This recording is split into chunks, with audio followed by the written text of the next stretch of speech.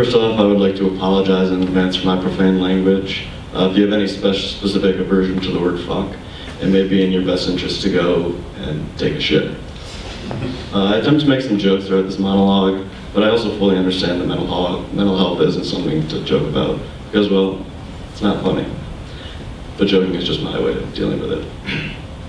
I'm not quite sure if my story is like the others you've heard. I haven't dealt with mental illness my whole life. It's not something I've learned to deal with over the years of falling and getting back up.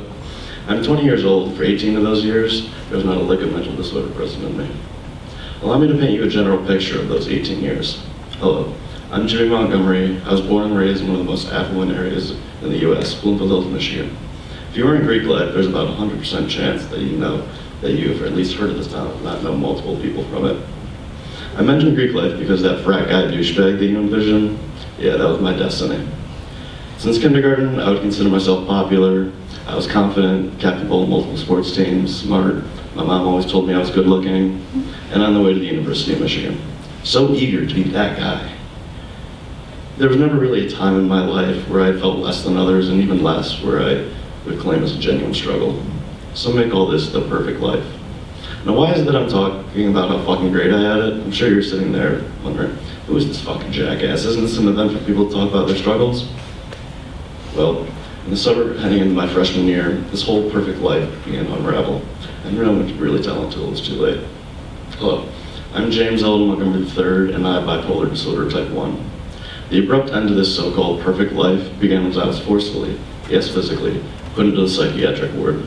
I remember a little of this time, but I do remember that they had used those infamous leather straps on me for quite some time. The Jimmy of high school and the Jimmy of college are, on the outside, much the same person, and I really, really try to keep it that way. However, on the inside, the people who have permitted partial insight into my current person, I'm quite different. When I was finally released from the hospital after a few weeks in the ever so pleasurable psych ward, I began my 5-month ass kicking from a relentless bastard by the name of acute depression. And he forced me to stay home the whole first semester of my freshman year.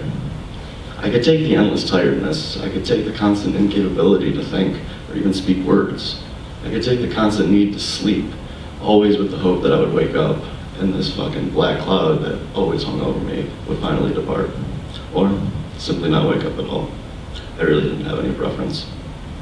All of that was somewhat bearable. However, what I simply could not take was the feeling of not being who I thought I was, who I was supposed to be. Seeing all my friends go away and have the life that I was destined for utterly broke me. It wasn't if I was a big social media guy before, but Snapchat, Twitter, Facebook were quickly deleted. I just couldn't take seeing my fucking life laid out by others. Meanwhile, I was in my parents' basement, cursing my existence at all hours of the day. The hundreds of visits to the psychiatrist and subsequent medication alterations really didn't do dick. I honestly lost track of the amount of suicide plans that my fucked up brain had conjured up. As the second semester loomed, I still had my academic standing with U of M, and I could move up on campus. My mood was showing some signs of life, and I had the ability to read and think more clearly to an extent. For anyone with a chronic mental illness, and that first time getting out from under that rock, that depression, anxiety, you name it, that kept you under, is an amazing feeling. For me though, it ended up being quite the tease. I've never had any sort of thing that I couldn't do shit to combat, and that governed every aspect of my life. This whole, oh yeah, you're bipolar now, just take some medication every night, don't drink or do drugs, blah, blah, blah, and you'll be all right. By no means normal, because you'll still get your ass beat by that cheeky bastard a good amount of time. But I mean, all right, it's fine, right?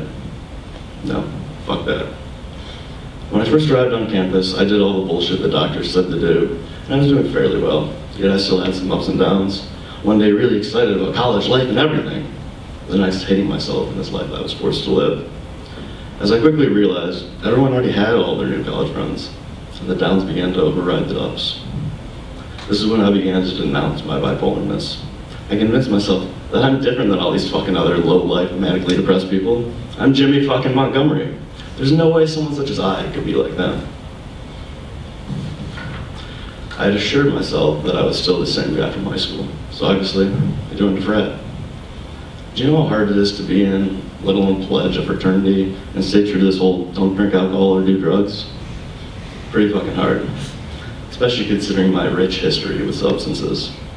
I drank when people were drinking, I smoked when people were smoking, did whatever, people were doing whatever. I tried like hell to stay totally sober and do this whole Greek life party all the time thing. Even got the hype-ass nickname of Sober Slayer from my pledge brothers. But that was simply impossible to sustain. So instead of drinking because my docs told me that would make me depressed again, smoking it was. As you could probably tell, I'm not very good at doing things in moderation. The smoking strictly at parties instead of drinking quickly developed into an every day, frequently multiple times a day thing. My grades quickly deteriorated. Don't worry though, I was #1 pledge. These failures in school triggered my depressive thoughts to return, which in turn made me decide to just smoke instead. I mean, 1, made me forget about my shitty grades, and 2, curbed these depressive thoughts and made me feel somewhat normal again. I even convinced myself that smoking to this extent was actually good for my disorder. My mom seemed to disagree. But what did she know? No, who cared if she majored in psychology and had a master's in counseling? I had Google. This vicious cycle persisted for the entire semester. I mean, I guess this whole frat thing wasn't completely pointless. I did gain some friendships from it, even if most are a bit superficial. So my frat brothers in attendance, I obviously don't mean you. Except you, Selkie, you're a superficial fuck. Overall though, I'd have to say the cons outweigh the pros, especially considering I was put on academic probation that semester. Having never gotten below a B in my schooling up until that point, and being absolutely crushed by my final grades, you'd really think I would have learned from it, right? Nah. This past fall semester was essentially the same shit, except now I was smoking alone in my apartment instead of a frat house. Much more lonely, let me tell you. Well, finally punched me in the goddamn face and made me take an honest fucking look at what my life had turned into. It was an exchange of sorts, which I'm really not even sure happened, with a certain supernatural something out there about what the hell had happened to Jimmy. But even after this apparent conversation, I'm still highly unconvinced there's a God. However, when I woke the fuck up, I finally gave up on this perfect life of mine and stopped fighting this title of bipolar. Yes, I have a serious mental disorder. Yes, I have challenges that regular people will never have to deal with and can never truly understand. And yes, there are just some things I can't do. And unfortunately, that took me getting shit on the first 3 semesters of my college career and one possibly fake conversation with a God that I don't believe in to sort of realize this. For those suffering out there in the audience right now, what I really, really don't want you to be thinking is, fuck this kid, doing this monologue to get up and gloat about how he's great now and how he's overcome his illness. Because, well, I haven't overcome it. I'm just luckily in one of those better than usual states right now.